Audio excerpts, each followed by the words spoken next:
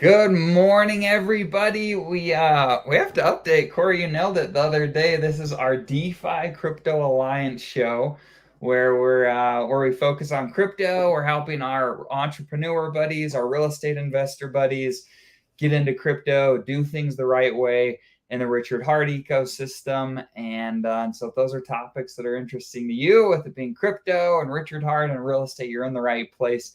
We've got some, as always, some excellent things to discuss this morning.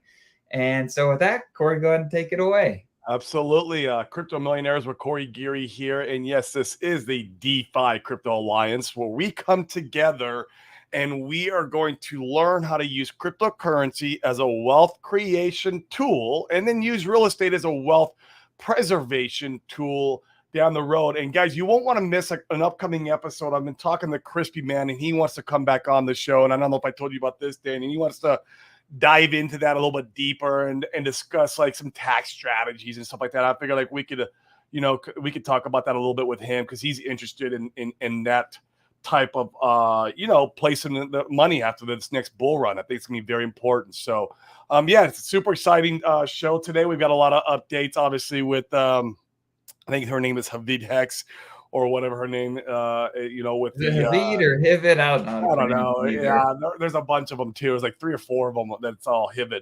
There's a Hivid Hex, there's a Hivid Pulse, there's a Hivid, I don't know. And they're all like cute girls, and they're all cute girls. They're shilling our ecosystem, which is fun. But yeah, she's got a lot of updates. It was a private conversation that was leaked, I from what I understand.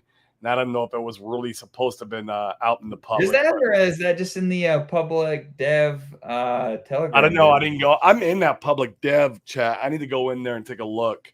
I haven't looked in there in quite a while. That's interesting. I just assumed. Let me pull it up. I just assumed it was in that public chat. That's interesting if it was leaked. Yeah. Let's see if I can find it here. We'll find it in a second. But we wanted to start this show, so it's interesting in light of a lot of things that have happened in the community more recently, and people getting excited for Pulse Chain or selling off their Hex, wondering what's going on with the Hex price. The stupidest thing. It's really interesting, and it's as I'm watching things on Twitter, as I'm watching people in general, I've been evaluating my emotional state and where I stand on varying topics in the crypto community. And I want to be very introspective. When I feel emotional, I want to evaluate why that is. And that mindset has served us very well when it comes to our previous investing in real estate. It served us well in crypto. And so I thought we'd start the show this morning by focusing on that. So let me tell you, I could tell you a number of stories. Let me tell you a little bit about a few different real estate ventures and what I learned from those and how I use those experiences to be able to be more wise about how I do my crypto investing today. Once again, nothing on the show is financial advice. This is just the things that we've learned from our own careers, and we're hopeful that we can be a useful resource to the community out there today. And Corey, you've got some more stories you could share as well, so I'll let you follow up with these. So, in order to be, or I should say, in my experience, and Corey's as well, we can both vouch for this. We've made millions of dollars in real estate, largely due to the fact that we've paid for help. We've paid for coaching. We've had some of the best minds in the country helping us to be able to go and build real estate portfolios, flip houses, wholesale houses, do developments, all of those types of things. And it's been interesting from that coaching for me specifically when I've made a decision based on the coach and the results didn't pan out as well as I hoped that they would, or as good as the coach intended for them to do. And it's interesting. I had enough of those experiences and I read a book by what's that Navy SEAL dude's name? It's not Living with the SEAL or something like that. It's not David Goggins. It's the other guy. Oh, I can see his face. I'll think of it in a little bit. But he wrote a book called Extreme Ownership. It's an excellent book. I recommend everybody to go and read it. and I'll try to do my best to rope all of these things in together. So in this book, he goes and he talks about taking ownership of your life, taking ownership of your investment thesis, how you invest, how you do things. And at the end of the day, if you give somebody else power, if you via blame and things of that nature. Jocko Willink. Thank you, Tom. That's right. Crypto Sloth as well. So Jocko Willink, excellent book. And he goes so far in the book, and one of the passages that hit me really hard, and I think about this somewhat frequently. He goes as far in the book as saying, even if you're a rape victim, that you should never see yourself as a victim. That you should take ownership of that experience. That's not to say that it was your fault that you were raped or things of that nature. But as soon as you take full accountability of that experience and experiences in your life as a whole, will you take away power from the people that may have perpetrated negativity on you via rape or bad investment advice or whatever it may be, and you take control and you gain more power in your own life. And so I've tried to apply that to my own life, and specifically with investing, I found that, Corey and I have done plenty of deals. Tom in the chat could tell you his own war stories of deals that went sideways because we took someone's advice and it didn't pan out particularly. Oh, yeah. Jeez. And so there's two things that I have in mind here. One was taking somebody else's advice, not doing enough thinking for myself, and nailing down an investment thesis with multiple options so that I had ways to be able to succeed irrespective of potential problems that may occur, because there is no such thing as an investment that you make and everything goes rosy and according to plan, at least in my experience. And so a perfect example, I mean, we flipped bunches of houses, not wholesale, like literally flipped. Had my contractor, bought the house with hard money on leverage, and went and fixed it up with the hope that it would go splendidly well. And I had a coach tell me to use a certain color palette, or to use a certain contractor, or to use a certain hard money lender. And those things, caused problems throughout the deal. My worst deal I did last year, I sold it and I lost almost 200 grand on that one deal. And so looking back, I could blame lots of people. I could blame my contractor. I could blame coaches. I could blame my the economy. Yeah, the economy. People love blaming the economy. Yeah, I think that's a great point. I could blame so many reasons why that went well. And the fact of the matter is, it wasn't anyone else's fault. It was my fault. I borrowed the money. I chose to buy the deal. I picked the contractors. I picked the color palettes or my team did, my team. And that was 100% on me. And I felt really emotional about it. I mean, you could imagine 200 racks is a lot of money to go and lose in one fell swoop. We worked for a year and a half to go lose 200 grand. I don't know about you guys, but imagine going to work to your job to go and lose $200,000 for a year and a half. It was brutal. And so I understandably, so I felt really emotional about that. And what I've chosen to do with those experiences is I've gone introspective and said, hey, I'd like not to lose $200,000 in one fell swoop moving forward. How do I not do this again? And so over time, I've developed a plan and a thesis, and I've learned how to think for myself to be able to give myself multiple options of how to execute on a real estate deal. In fact, I learned so much that I found that I didn't love how I was doing real estate deals. And in fact, I like doing crypto better.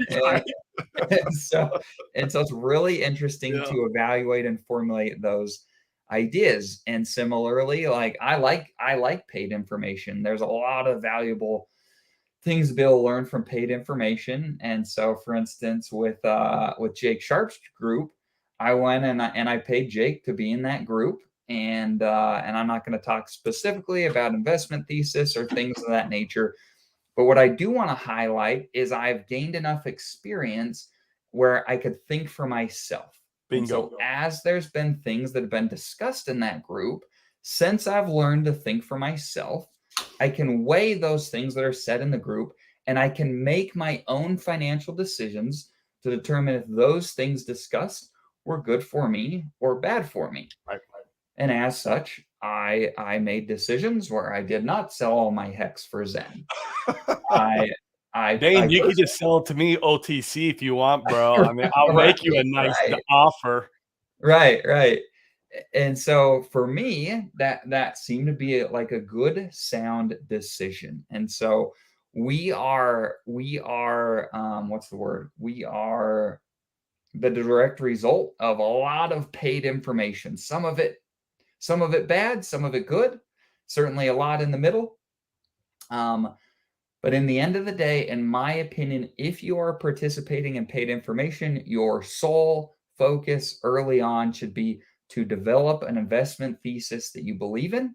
You can state why you're doing what you're doing, and it should be a lot more than, well, this person that I paid told me to do this, and so that's why I do it.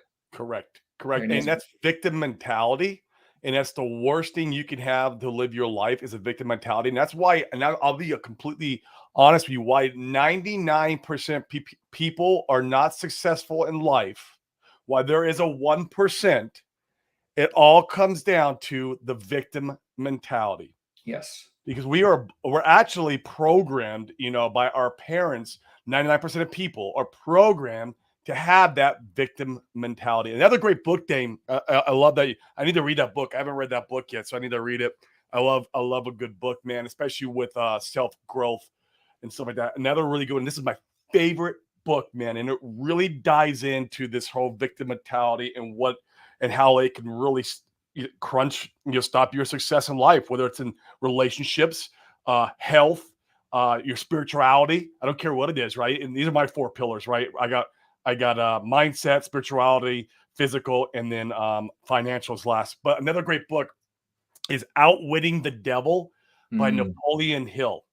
So everyone loves the Think and Grow Rich by Napoleon Hill, which is it's good. It's good. Don't get me wrong. It's like kind of like the Bible of getting rich, I guess you would say. But man, Outwitting the Devil, they really peel the layers back on all aspects of life and how that mainly the victim mentality. And I'll tell you a story of one of my stories of being of losing, and it was in the beginning of my journey. And I know you've heard the story. I don't know if I've told it on here. But on my it was my third real estate deal. It was my third real estate deal. I bought 4 houses to flip, which was an idiotic move because I mean, how much do I know at to like? once. Yeah, at once. Like, why would I do like? But I was like, oh, my last deal I made 20 grand. I was like, oh, I can do this. Like, I just need to buy 4 all at once, and then I can make maybe 100 grand or 150 grand. And I ended up having to get a new contractor, which was referred to me by an associate that I knew, and I didn't do any due diligence on this contractor or anything. And well, he took us to the cleaners, man, and I lost $250,000 on those 4 houses. Very similar to your story. And it set me back, man. I lost my 401k money that I had from my job that I was working at the time because I was just getting into real estate. I lost my life savings and I lost my previous flip money. It set me back to zero.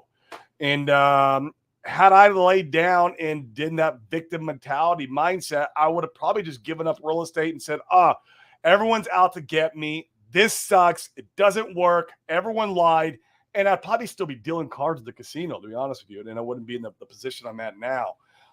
It was tough, man. And and this is honest truth, man, had I had a good mentor at that time, because this is why coaching is a good thing, man. And masterminds are a good thing. Had I had a good mentor or been in a part of a mastermind then, I feel like that wouldn't have happened to me at that time. It would have been a different story. And it's actually after that when I started reaching out for help on guidance in masterminds and coaching. And I can name a few that are amazing. Joe Dillon was great. Sean Terry was great. Sean Terry's like still one of my best friends today. I love that guy. He's just been an absolute blessing, not only in finances, but the way he lives his life, right? And you got to do your due diligence on these coaches.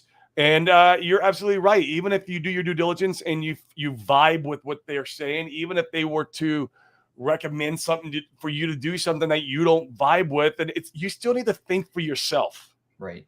100%. You got to think for yourself. It's always your fault. Everything that happens to you in your life, including the money you have in your bank account, has been your fault leading up to now. Every decision you made, everything, ever since we've been an adult. Now, when we're kids, that's very, very debatable. We're kids, we're kind of at the mercy of our parents. We're at the mercy of everything, our surroundings. But once you become an adult, and especially when you move out of the house, and you start taking your financial responsibility upon your shoulders from that point in time on, the money that's in your bank account, you getting scammed, you getting thrown out of your house because you didn't pay your rent or whatever it is, it's your fault, and you have to take and own that responsibility 100%. And the problem is 99% of the people in this world do not, and that's why there is a 1%er. It's not because of the money, guys. It's because of the mindset. It's not because of the money. And it's your fault too for the good stuff. You know what I mean? It is. Yeah, it is. If you made some money, you made some decisions that led to that. And so many people focus on the end outcome. And I've been, we're talking about victimhood, I've been a victim, if you will, of this, where, certainly during real estate, I found myself always like, well, just one more deal. Like if I could just make another 10 grand or 50 grand or 100 grand or 200, if I could just get there, then life will be better. Then I'll be happier. Then I'll have more freedom. It never is. No, it's never the case. That's never the case. You always end up having problems and things to deal with, irrespective. And so what I've done, another mindset hack or tip, if you will, is I've learned to love to play the game. Corey and I both, we love the game of wealth building and creation. We love the options of, doing crypto. That's why it's so fun, is because we can learn to play the game. And certainly, we all anticipate to get rich as can be from playing the game, but you can't get there unless you learn to play the game well. And you can't do that if you do not learn to think for yourself. And so I think not only is there big benefits from having paid help, because once again, we've benefited heavily from that, not only from having the insight from the person that knows more than you, theoretically the coach in the group, but to see how everybody else is thinking, see how they're acting, what actions they're taking, and are those leading to results that you want? If they are, then you follow those things. Success and wealth always leaves clues. So it's not that hard. Yeah, you just need to follow the clues. And as you follow the clues and you reflect back on what things worked and what didn't, and you adapt, you can't help but learn to play the game correctly for you.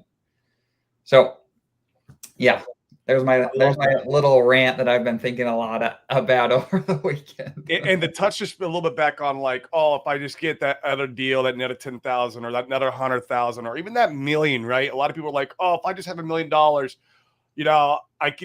I'll be good, right?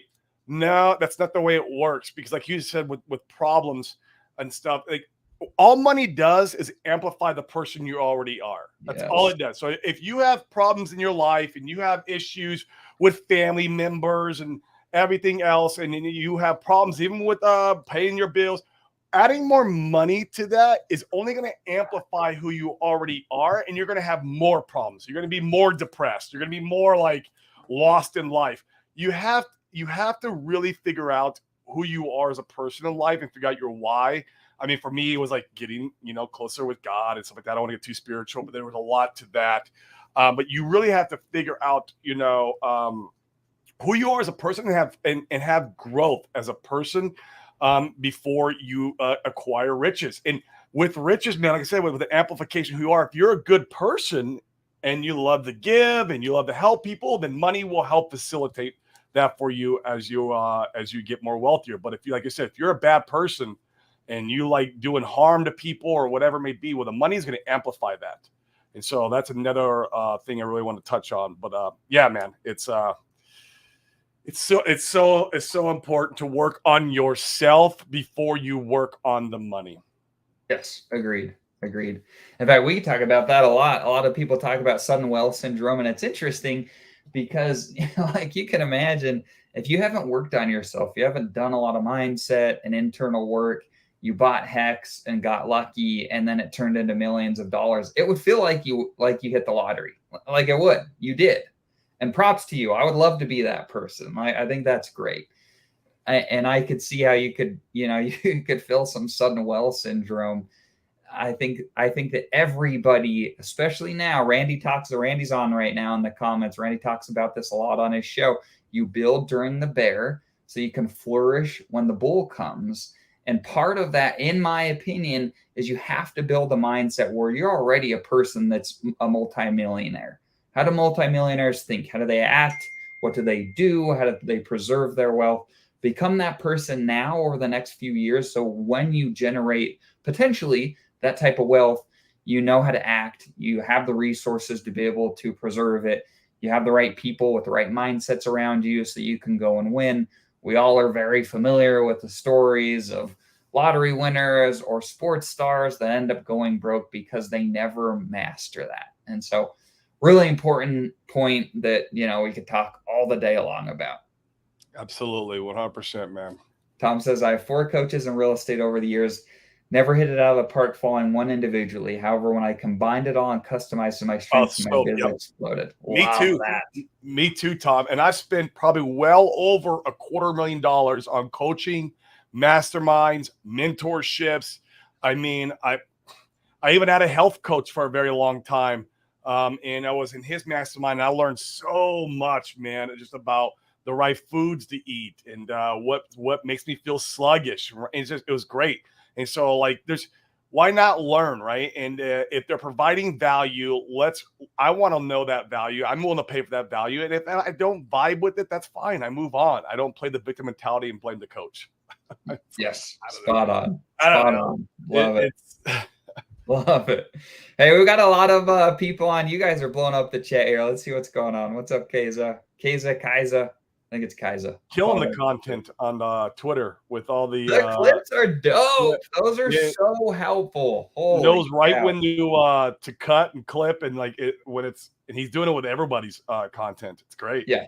Love that. Like Tom said, you're essentially getting, if you follow Kaisa's Twitter, you're essentially getting input and feedback from multiple people in the Twitter sphere in crypto. Many of them have already mastered the game and done really well, and you can develop your own thesis. So really important.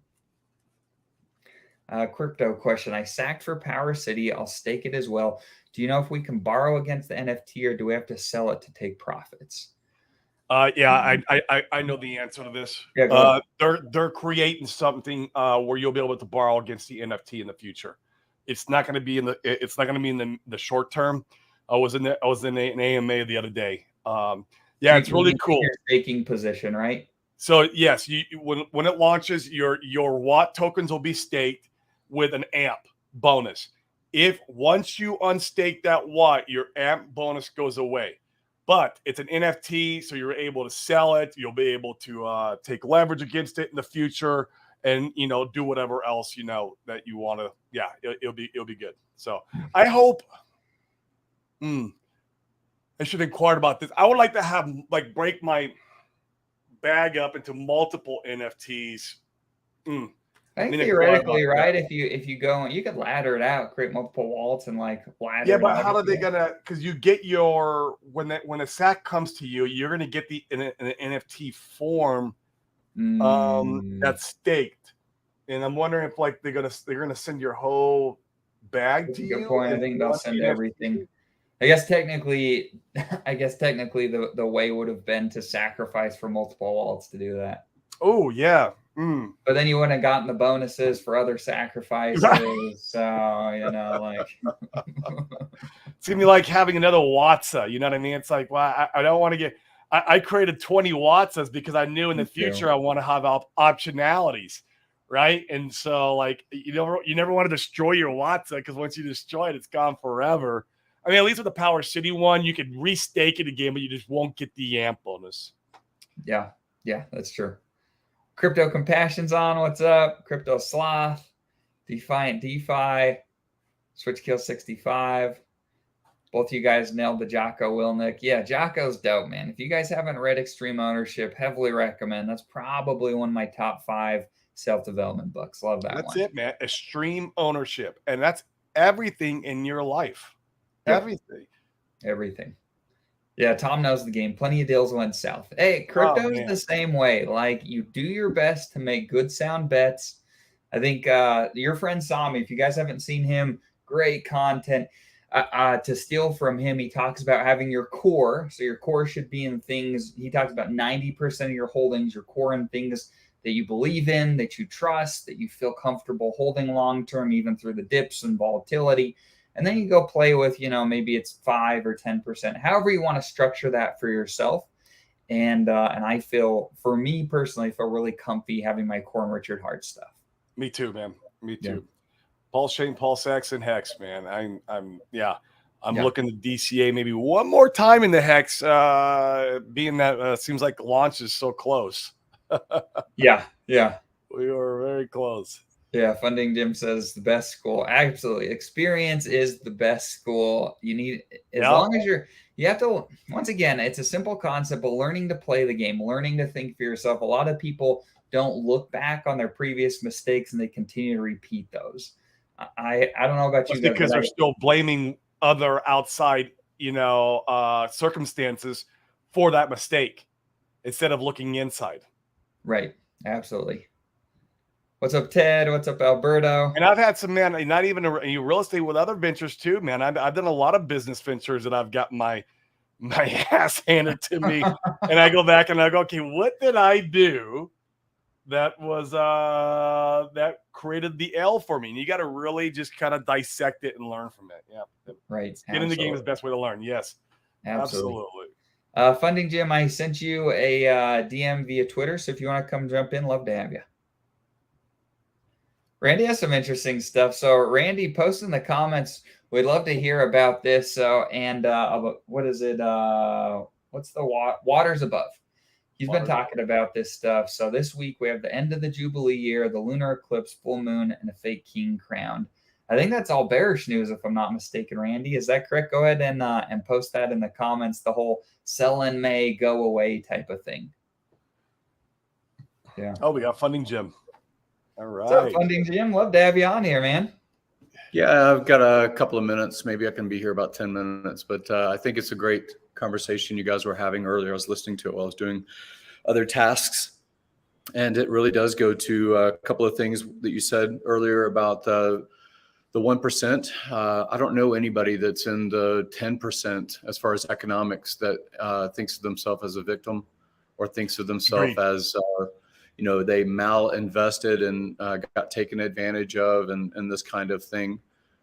They usually, the people I've associated with, and I'm sure you feel the same way, if they feel like they misallocated their capital, which might be their time or their brand or their finance, they feel like they misallocated it, they usually treat it as a learning experience. And maybe they even do an analysis or an autopsy, like you had said about 200,000 being missed, kind of a loss of time, capital, brand on a real estate deal. And they tend to treat that as the best university they could have attended, the best education they could have gotten out of that you could call it loss, but I would just call it investment of a different type. So I thought the stream was very good about that. And I'd heard a few things, and obviously there's been some turbulence maybe over the past 3 to 4 years of me being around cryptocurrency or this particular community. And the community sometimes reacts, and it's often the faceless avatar, but if it's not, then it is people that they get upset that someone has charged a fee for their time or the distillation of their information. And maybe it is inappropriately or less than better vetted. And what I mean by that is, does that person actually have real world experience? How are you verifying that they have real world experience? Is it because they have interesting graphics and a flashy website, or maybe even a 2 or 3 minute explainer that's just basically them advocating themselves? Or do they have some kind of social accountability, deal flow reference outside of their, you becoming aware that they exist? Like, how do you know that they know something worth paying for?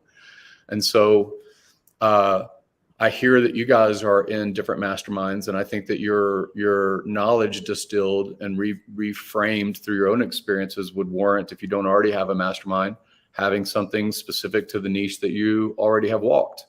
And I think that paying for something is actually valuable when the student or the person that is effectively buying that shortcut values it, right? So when it came to the George Gammon, Ken McElroy, and Jason Hartman mastermind, I think you guys have met a few of them. So yeah, Jason's in one of our masterminds. Yes, he has his own program, and I think it's Empowered Investor or his other things that he does. And you ask yourself, what am I getting out of this mastermind? What am I getting out of it? Well, it might be that, as an example, you said something about Jason. Jason has 35 years of real estate deal flow, and he has several celebrity attachment in that he's helped celebrities over the decades basically evaluate a potential purchase or evaluate where their money might go into real estate. And they have advocated him. So he has some celebrity attachment, some people that you wouldn't know by name or brand, but they have wealth, and they also will similarly validate his information.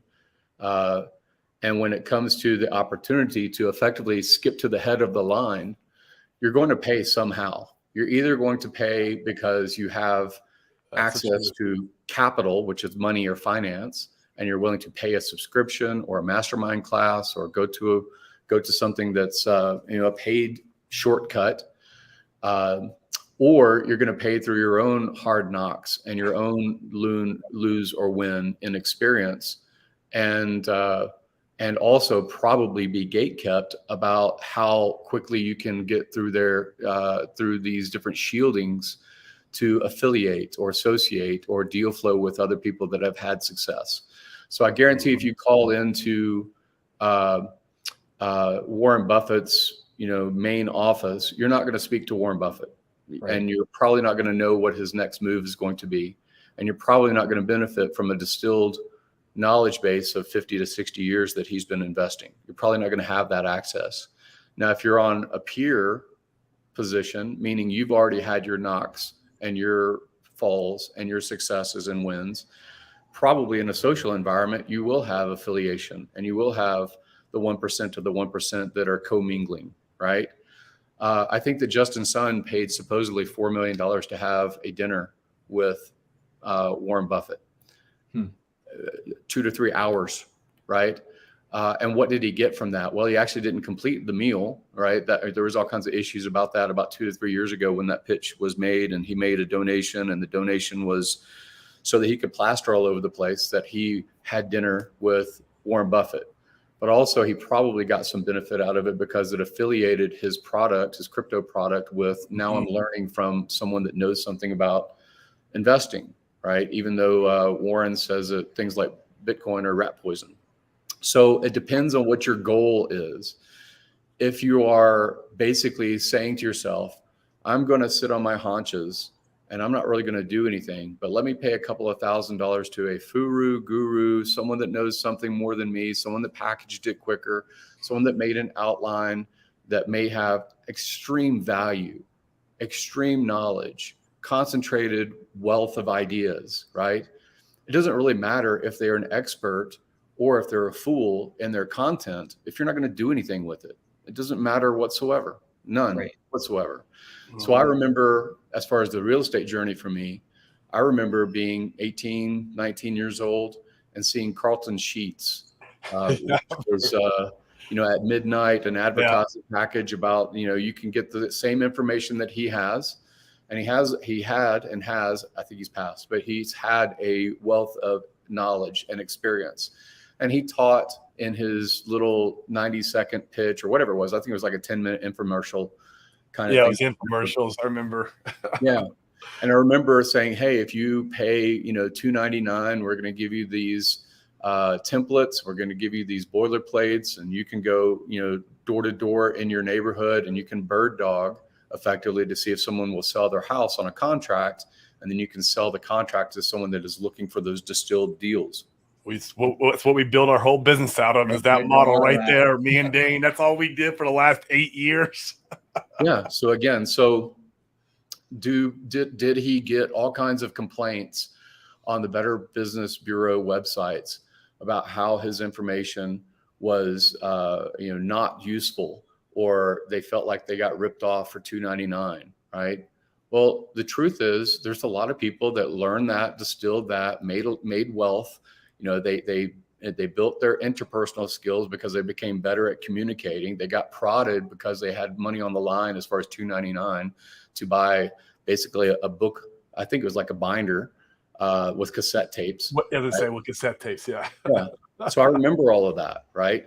Do I shit talk Carlton Sheets? No. I mean, I learned a lot because I was of the appetite and interest to see what was available to me, to put it into practice, to go through my own hard knocks of experience and saying, well, that was pretty accurate, but I didn't execute well. Or maybe there were some gaps of information that I needed to accumulate for myself. And that's kind of like the recent thing is I paid $40,000 to be part of the first collective, which is all these meet people, right? $40,000. And who benefits from that? Well, I do also, because it's mostly real estate people, even though they talk macroeconomics and they have brand and there's affiliation and there's a little bit of cross marketing that even Hex and Hexicans benefit from, right? Because it's affiliation and access. RG3 wouldn't have met Kiyosaki without me. Did he pay? No, I did. Kinetics wouldn't have met. Big Pep wouldn't have met. Nardo wouldn't have met like these people, right? Now, do they choose to pursue real estate? I don't know. I don't think so, but I don't know. Do they choose to build out, some kind of, marketing presence in similar fashion to Kiyosaki or in similar fashion to George Gammon, macroeconomics guy? No, but they benefit, right? So that's what I'm getting at is if you see someone that has made an investment of their public persona, their brand, their capital going into you having access to better information, isn't that worth something? Like, it depends, right? Are you going to do something with it? So I see a lot of people on Twitter right now bitching and complaining in different ways. Look, I sleuthed out that this guy has a different name. Look, I sleuthed out that this guy has 107 subscribers paying money, right? Okay, fine. So now you have some example. Was the information useful? Did you deploy it? Are you deploying it? Like, I'm not defending the position. I'm saying the philosophy. Right. So Crypto Coffee made some content. I think you usually charge 400 for it, but maybe now it's 200. But he sat down and he wrote out, here's how he is playing the game of Hex. And here's all the different tools that are available. There are free things that are out there, a lot of free things. There is a flood of free information available on YouTube or in Google searches about how the same stuff works. Mm-hmm. And yet the public persona of Crypto Coffee, the giving tree that he has been of hundreds of hours of content, surely that's available on YouTube, right? That he has created for free, telling and explaining the same things that I'm sure are inside of his package. I haven't looked, I haven't subscribed, but I know that it exists. And it probably has a lot of hyperlinks out to content he created that was given away for free, right? So should that be valued? Should the giving tree be out there? And I also see some bitching, and the bitching is, well, Richard Hart does things for free. No, he doesn't. He raised $1.5 billion. That is not for free. And I say that in the most positive possible way. You have trust in the man. You have trust in the founder. You do not see the code until maybe now you're able to see more code about Pulse Chain and PulseX. But you didn't see the code about Hex until it released. There is a value to that public persona, volunteerism, if you want to call it volunteerism, of 8-hour long streams educating people for free that's still publicly available to benefit from. Do you have to pay to be in Hex? No. Do you have to pay to participate in Pulse Chain? No. PulseX? No. But you know the game theory behind the way that the man reasons. And why do you have that? Well, it is because some people have trusted it enough to sacrifice or to play this brand affiliation and crypto game and speculation and so forth. And some people may wildly win because they participated. And some people may not. We don't know. We don't know what the future will be. So like, again, I'm not advocating. I'm just saying, take an honest look at what you think of as pay for play, and take an honest look at, are you just trying to shortcut the line that other people are going through hard knocks and they're going through their own learning experiences? Have they lost $200,000 so that they could learn from Dane? Have they? Right? So like, that's the perspective. I don't know any victims that are wealthy. I don't know any, not a single one. I don't either. And if it is because, like Dane had said earlier, sudden wealth syndrome, and then how long before like they're not wealthy again? Right. It's just a matter of time. Yeah. It's right. So all I'm saying is you're going to pay. You're going to either pay through your time and you say, hey, I'm willing to commit to learning something myself. And then once you've gone through that gauntlet and you've had the bruises and scrapes and maybe they heal, you probably value your experience. And if you value your experience and knowledge that you accumulated both through wins and losses, you might put a price on it. And you might say, hey, I like to associate with other entrepreneurs that actually have either succeeded, and my clique of who I'm public facing and spending time around is probably going to shrink because it's other people that are congruent with the way that I think or behave, right? If you see a lot of shit talkers and you're not a shit talker, you're probably not going to affiliate very much with shit talkers. Right. So like, you either just still down and you become a 1% in your clique as well, in your social time and your personal time and your vulnerabilities, right? You either shrink it down to defend a little bit better, or you price that access. And some of that price is masterminds. Some of that price is, $1,000 for a how to do FBA drop shipping course, right? If you see people selling courses and you can't honestly vet their product, their success, if they're millionaires because they've been selling you courses, doesn't mean that they know what they're talking about. But if you do, you should get their advice on how to sell more courses. Yeah, and yeah, most of the time that's what it is. Almost all of the time, and like I said, if you actually do commit to a course, and you commit yourself to that process, and again, when FBA and creating creating a product to load into Amazon, to ship from China, to distribute, all that stuff, right? There's a whole process to it. Mm-hmm. And I would say that there are benefits if you are actually ambitious to execute. If you're not ambitious to execute, it doesn't matter what people tell you. They can tell you, it's like these dating courses about how to date. Everyone signs up because they think that there's going to be a secret pickup line that's going to make the supermodel fall in love with you. Like, that's the reason that they're signing up. But when the actual course or, field time or whatever it says, and the coach says, hey, I want you to have your shoulders back, be confident. There's a group of 5 girls sitting at that table over there. I want you to go over there and ask that one to dance. It doesn't really matter what they tell you as your secret weapon of like contact. It requires rejection. It requires failure. It requires hard knocks. And that's what you're paying for. You're paying for you to be forced, because now you have financial money energy on the line. Yeah. You're forced to go through the rejection and the learning curve. We don't value free. Yeah, I don't like the ones, especially don't like the ones, if they're teaching, let's say, a trading course, and they're saying this is the patterns and shapes and this is the probabilities of this shape playing out to be bullish or playing out to be bearish, or this is cup and handle and all this other kind of TA stuff, whatever. Doesn't matter to the course. But I'm just saying, if someone is going through those things are available for free. Certainly there are people that have volunteered enough to create YouTube content And then that content explainer, maybe they get paid because they have advertising on top of their video. Maybe they have enough click through and ad revenue that YouTube pays them directly. Maybe at the end of it, it even has, hey, if you want more information, click here and then sign up for my direct course where I'm going to teach you the secrets. Well, it doesn't matter. All I'm saying is it doesn't matter. It's your personal experience, your hard failure, your sometimes success that polishes your skill set. That's all that really matters. People look for shortcuts, and I don't think that they're out there. I think that they're helpful to have an outline. They're helpful as a prod to say, now you've got something that you don't want to lose. If you sign up for a gym, I think it should be $10,000. I don't think it should be $99. $10,000. $10,000. Now you're at the gym. We're going to make you super fit.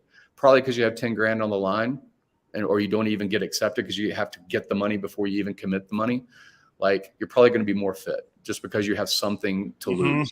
And that's such a big deal. And I think so many people in crypto miss the idea. They're like, well, all the information's out there for free. Well, welcome to the information age. You can find just about any information that you want on any topic on the internet. It's not about the information being free. It's about how you value it, how you execute on the information, and what you do about it. I would pay an absolute fortune to go back and find Richard Hart early. A fortune. And everyone would pay it. We would all do that instead of having to go through the hard knocks that you talked about and losing the money to all the shit that we bought early on to find our way to Richard. I would pay a fortune to find him early, because it would have been worth every dollar to not have to go through all that and get to the front of the line, so to speak. Yep. Yeah, and it depends on the nature of your business or your affiliation. Are you going to benefit because you know someone else in the crypto space, whether it's one product or not? Probably not. I mean, their impact of what they do doesn't necessarily impact you unless they're giving you signals, and then you're probably their exit liquidity, honestly. So the signal stuff is usually just setting up a group to basically be sold into most of the time. Right. So yeah, so that's why I think most of us try and stay away from those topics. Like you guys, very well stay outside of the topic. You kind of go into, this is how a COSA works, and this is what WhatsApp is, and this is the hex thing, and this is what we're speculating the popularity of Pulse Chain to be or PulseX to be, and this is why these things have worked out in the past. Like, I don't really like even the price projection ones because we are comparing to other animals, but they just happen to be in the same zoo. So like, yeah, it's unknowable, right? These are unknowable. You don't know the extent of the impact, positive or negative, of hexagons promoting Pulse Chain. You don't know. We do not know. We have a strong community in a lot of ways. We have, people that vocalize passionately, and that's good. I like the religiosity around it.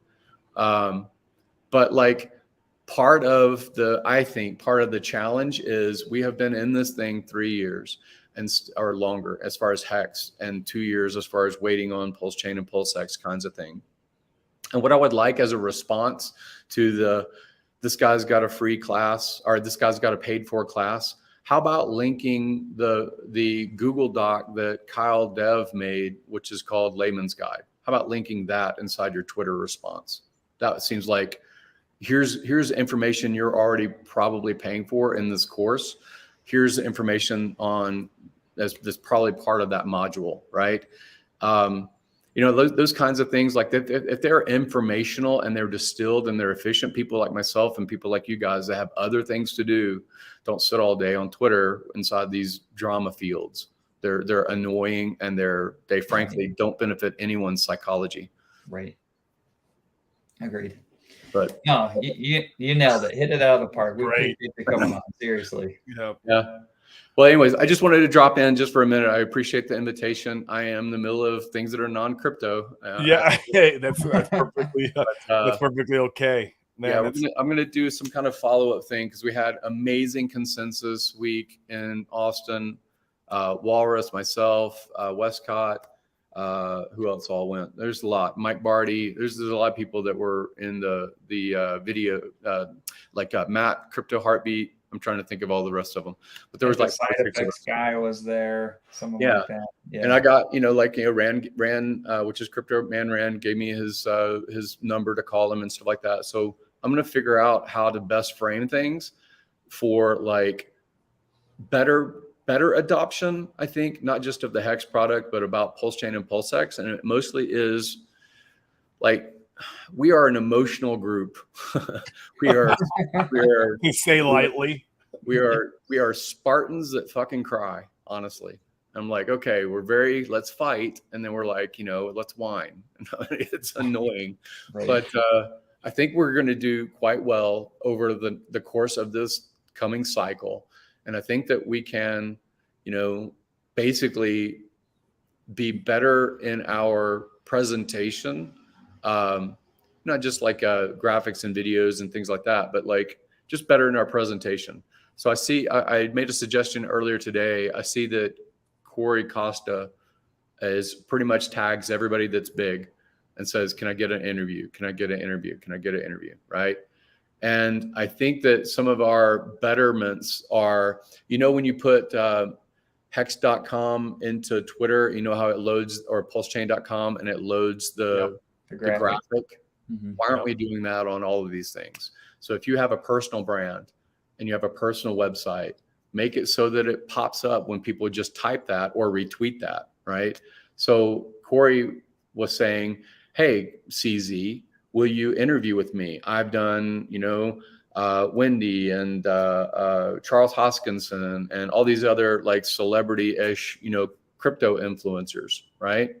Just make a little 15-second video that highlights that, and then attach that little 15-second video to every time you make a pitch for someone's attention.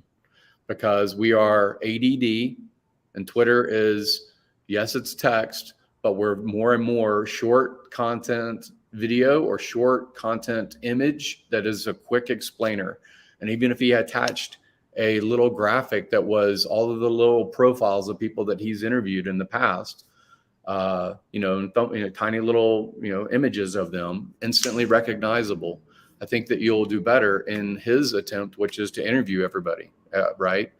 And your attempt when it goes to your real estate hybrid in crypto, because you can't talk a lot about rotating from, real estate into crypto for a phase like I do. And then once there is kind of this bull, critical mass, and before it rolls over into bear cycles, which has been a trend, then there's going to be an exit probably to real estate. I'll do the same thing. So like that kind of distilled messaging of people that are public facing, especially you guys, me, everybody, I think we can get better with that kind of stuff. And it just allows people to retweet and say, I'm not going to be public, but this guy I like his personality. I like his reputation. I like his engagement. And I think that in interviewing Corey is good, or Corey interviewing somebody is good for the whole space. I think we can do better with that kind of message. I love that. But I didn't want to take over your show. I just wanted to rant a little bit. No, Great, we appreciate you coming on. We really value you. We do. Yeah. So thank you. Yeah, I value you guys too. I think you're amazing, both as content creators, participants, kind of, neither one of you are in the ultra maxi or in the ultra FUD cycle as far as that goes. I think that you're pretty realistic with even your replies on different people's tweets. I appreciate that both of you guys make content and part of the crew. But anyway, I got to go. So much fun, Jim. Gary, see ya. See ya. Yeah, Randy nails it here. He says, perfect example. I had a 30-minute call available with my $20 sign up for the Patreon. More than 30% did not show up for the call. And Randy's an OG. Like we have benefited heavily from associating with Randy. I launched a $250 1-hour consult. No one's missed the call. Yeah, exactly. People just don't value things that are cheap or free.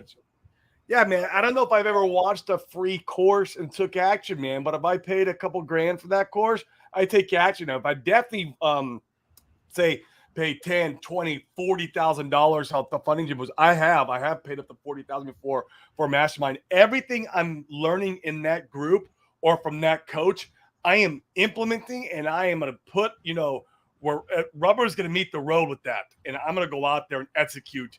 Now, Does it work? I don't know. Do I work? I mean, am I able to follow through? I don't know, right? Everyone's gonna be different. But yeah, man, it is so important because you value time, money, and brand. Like how funny Jim just said. It's yeah, I love Absolutely. Oh, this is interesting. Hex under 5 cents. Man, it's playing out just like Sami said. He called this. He was saying Hex down into the launch. You know, you wash out a lot of toilet paper hands. And once again, I think it's probably somewhat reasonable to expect this same type of price action in the short term on Pulse Chain. Pulse X wouldn't surprise me at all if it took some time to really like shine and take off out of the gates. But I could be wrong. And this is where you got to think for yourself, make your own financial decisions, develop your own investment thesis to win the game. Yep. Agreed, man. I hope it does. I mean, the more down pressure I have, I'm the happier I get. Like, I'm probably going to do a DCA today. I'm going to watch it very closely. I'm thinking about doing a DCA. And the only reason why I'm thinking about it is because we're under the 5-cent range, like what Randy just said. If we're still in the 7, 9, 8, you know, if we'd have blasted off to 20 cents, well, then that means I wouldn't have any more opportunities to gather more, to accumulate to my bag, right? And so, like, I look at it as a blessing. Yeah, I have no problem with it dumping. I have no problem with it dumping after launch. Let's go. Let's have all the assets dump, please. right, absolutely. And also, and you guys post in the comments, Randy, some of you guys, I'd be really curious to see what your thoughts are on this. Corey, I feel like we're in a danger zone right now. If the anticipation is to get a copy of your tokens, your ERC20s that you're buying today on Pulse Chain, we don't know when they're going to fork the code. If you look on Twitter, like the tweet that we mentioned earlier from Hibbit Hex, go check it out. They were saying it sounds like there will be one big test. Was it today or was that the test yesterday? I think it's today because the gas was out of through control today on testnet. And so I think that's the devs doing what devs do. I don't know what they do. I wish I knew a little bit more. Yeah. You know, it's fun. But they're saying one more big test today, it sounds like. And if everything goes according to plan, I mean, it sounds like we're very, very close. I think it could happen this week for sure. I mean, I would say this, guys, we're under 5 cents. If you do want some Hex for the copy, this is a great time to go in and pick. Well, that's the question. Are you going to get a copy if you buy right now? I think so, because they're telling me they forked yet. I'm not 100%. We don't know. Don't quote me to that, but I don't think they forked yet, because if they're going to stress test it today, make sure that the wheels don't fall off, then okay, well that assumes that we're probably not forked today. Now tomorrow can we be forked? Yeah. Can tonight we be forked? Yeah. Remember, Richard's out in the UK too, right? Like he's out in Sweden, maybe. People anticipate that's where he's at. And like that'll probably be when we're sleeping tonight. It could be. I think, man, and this is, I'm speculating, but and this is just from my talks with Gamma too, I think they will fork and almost immediately it's like, they'll release the settings. It's not going to be, it would be no longer than a week for sure. You don't think we wait a week after the fork? I don't think so. Why? I think it's more a matter of, can they spin everything up quick enough to go right to mainnet? It sounds like they're positioned to. I would say, yeah, you fork, and then it's a matter of just releasing all the URLs and RPC settings, URLs, and everything that's associated to that, updating the GitLab. So you fork, and then everything gets put, that's a day. Really, I think it's a day, man. So like if you were to fork tonight, we'd wake up tomorrow, and we'd probably have Pulse Chain. Yeah, it'd be interesting. I don't know. I could be wrong. Like, once again, I'm just a dude on the internet talking. This is not financial advice by any stretch of the measure. Sure. Case is saying May 3rd. Randy's saying May 5th. I really like the. I like the 5th. I hope not the 4th. Me and Dane are busy as crap on the 4th. Yeah, we can't do anything on the 4th. Unless it's at nighttime. I think it's going to happen at night, man. I really feel like it could happen at night because that's daytime over there. And so, yeah, I mean, we got our little hack. She's on guard, guys. What we did, this is a little hack we did, is that you can hire a VA out of the Philippines for $5 or $4 an hour to monitor the GitLab and the all the social medias. So that way, if this happens while we're sleeping, we're getting a phone call in the middle of the night. She's going to We're wake getting me up. woken up. We're going to get woken up. So that way we can get to our computers and watch all the fireworks. Yep, it's going to be wild. I said May 10th. I'm sticking to it. We'll see. I hope I'm wrong. I hope you're I right. hope May it's 10th's a sooner. good day, man. I feel like it's a really good day. It gives us time to get what we need to get done this week. It's before we go to Puerto Rico. Puerto Rico, we're leaving. I'm leaving on the 17th or 18th for the HETS conference, and then I'm going to Puerto Rico after that. So it'd give me time before that to get like, oh, man. Yeah, I don't want to be flying. I don't want to be like traveling. I don't want to be like in some event. I want to, please. Yeah, for sure. Like, I'll take the middle of the night. Middle of the night's perfect. Like, call me at 3 a.m. We're live. Okay, great. Let's go. Honey, put the coffee on for me because I'm not going back to bed. And let's go. Yeah. What about the Pulse X single-side staking? Wouldn't that be a big thing for Pulse Challenge? They've already tested that on previous test nets, so I don't think there's anything else they really need to do there. I don't think they're going to. And it'll also saying, hey, we're going to get limit orders. We're going to get no. Guys, they can add all that stuff in after. Yeah, they've already tested it, and the Pulse X single-sided staking sounds like it'll take a little bit to spin up anyways, because they're going to have to vote on who's putting up tokens and the community and all that type of stuff. So that'll take, I wouldn't be surprised if it took a full month before the Pulse X single-sided staking is up. Maybe sooner, but it'll take some time.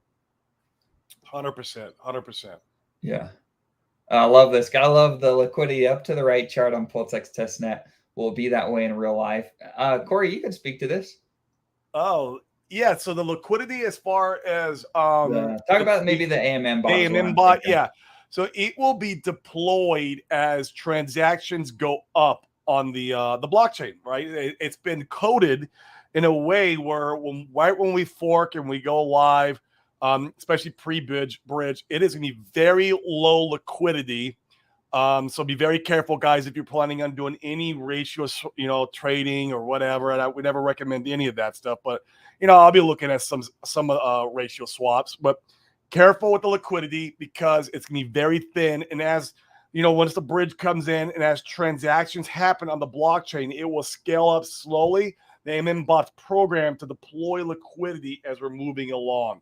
Only about 5% of the AMM bot will be the liquidity deployed out of the gate. Only I think it's about 5%. So careful when just doing your thing. Make sure that usually the even Uniswap does it. If you have I bought some Tetra over the weekend, and I know this because it's like, oh, you sure you want to make this trade? You're going to experience a 12% slippage. Make sure you're reading that, guys, and not just going click, click, click, click, because you want to make sure, because a slippage could wreck you if it's really huge. So be careful on the liquidity pools. It's going to be thin. It's going to be, it's going to be, a lot of people are going to get wrecked, unfortunately. And I just hope no one that's watching our show gets wrecked. Yeah, be smart. Airdrop for Pulsey. Did you participate in this one, Corey? I'm not familiar. I did. I put my public address in. I don't know. They want me to connect my wallet to when Pulse Chain launches, and I can get the Pulsey airdrop. As I want to look into this airdrop, I do not know. We need to get with the Pulse Police. Homophobic. All I did was back in the day, I'd submitted my public address to them. So that's all I know of this point. But let's you can go in. The Pulse Police has their own Telegram channel. You can go in there and inquire. And if I remember later today, I'll go in there and inquire too, because it's free money if it's real and if it's safe. Of course, I want it, but yeah, be careful because how vetted are they? Yeah, and think about it from a managing risk perspective. You could transfer all of your stuff after Pulse Chain launches out of this wallet to a new wallet, and then if you wanted to claim this, you were unsure, you could go claim it at that point. That way it's claimed and do whatever you're going to do. That way, if you rugged, you didn't have anything in the wallet to really rug anyways. Yeah, good point. I mean, I plan on doing that anyways because that wallet that I have, that's my hot wallet, right? That I sacked from this guy here. Everything that's gonna be coming into here is getting transferred out, man. All of it, man. All my bigger holdings. Like I'll leave a little bit of stuff up here and there if I'm looking to do transactions or play with this, that, and the other. But man, the 95% of my holdings are getting transferred out of that. all the sacks that I did over the course of these last, year and a half, everything's getting pushed out, man, into my vault wallets. Until I might even make a new hot wallet to play with, just because this one's to me, it's dirty.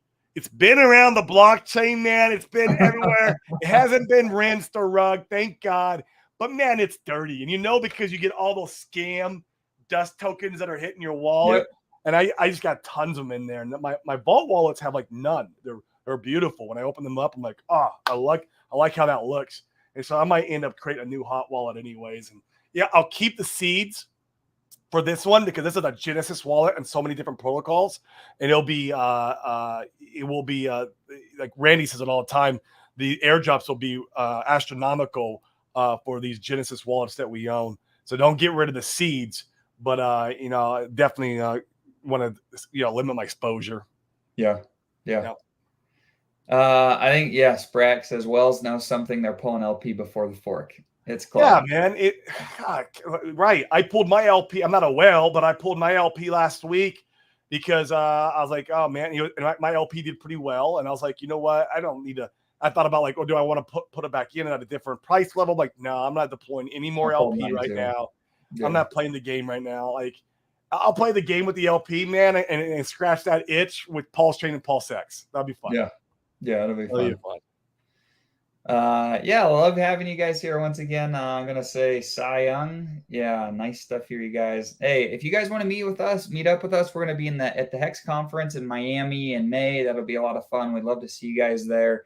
Come and chat us up. Don't be a stranger. We try to be easy and approachable. So like, come and chat us up. Love to go out to lunch or dinner. You probably won't find us in the club or at the bar. We're not those guys. But I'll hang out at the bar, but like you won't find me drinking. I mean, I'll hang out and, I'll have some soda waters with you. And, but you definitely won't catch me out probably past like 11.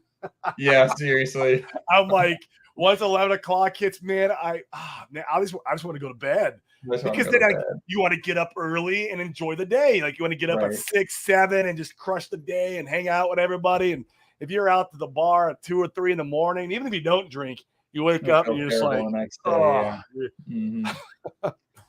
It's interesting. Yeah, I like the way the Pulse already did 1100x on. Is that what it did? It's wild. Now, keep in mind, like, I want to help temper everybody's expectations. You can bridge in as much fake T-Dye as you want to make the prices do insane things. So it'll be fun to see in real life, but I have my expectations in check in the short term. I mean, 1100X would be like my expectation for the bull market, to be honest. Right.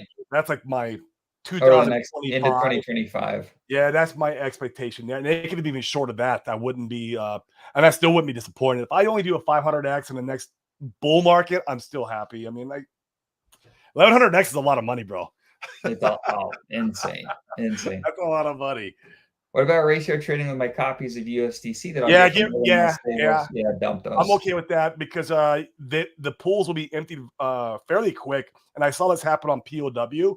When that fork happened, I ran straight to my computer. I remember I was at an event and it was at nighttime. I just got back. Some guys were at the bar and it was like 10:30. I went home and I was like, I got on my computer and I saw it all play out. It was really cool. And I went to the pools, man, and I was able to swap a little bit of I swapped into Hex on POW. But shortly, it was like another day. It was like a day after that, I went back in and the pools were dried up. Right. They were like sucked. They're gonna get dry quick. Get in there real quick because those copies, guys, are the one thing that we do know that are not going to be honored or valued. Like there's just it's not. It's like counterfeit money. Circles are gonna go in there and go, oh yeah, you get $1 worth of. No, I got this 1-to-1 to the dollar. Circle's not doing that, guys, and everyone's like, well, what about DAI? Well, DAI is backed by Ethereum and Circle now. It's very centralized with Circle. And even Ethereum is going to be diluted 1.2 million to 1. So how are those vaults even going to back up anything that's, a DAI related onto the Pulse Chain test net, or not test, but the main net, as far as copies go. So we got to wait for our own stable coins to come to fruition. We got Coast, who's going to be launching a stable coin. We got, the liquidity forks, you got Power City, you got, Liquid Loans. They're all going to have stable coins. And there's rumor There's buzz in the air. A Circle may deploy their own stablecoin on Pulse Chain mainnet, but I'm sure it won't happen right out of the gate, and your copies will not have nothing to do with that. Right. Right. Absolutely. Mm. Cool. Well, thanks for your guys' participation today. It's been a blast. We always appreciate you guys being on. This was a fun one. We should do this more often where we kind of like take a step back, breathe for a minute, not talk about moon math, and just talk about stuff that's, you know, very important in life, like mindset. Mindset is the number one thing, man. And like I said, for me, the 4 pillars I need to work on every single day: spirituality, mental, physical, and then finances, guys. And actually, you'll find if you work on these 3, the 4th usually comes on its own. Right. So. Right. That's awesome. Yeah. Appreciate you guys. Juice the algo. Hit those likes. Hey, like Hit the likes, guys. if you guys haven't. We appreciate it. We're doing our best to pump everybody's bags. Yep. Awesome. We appreciate you guys. Good guys. With that, have a great day. We'll see you tomorrow.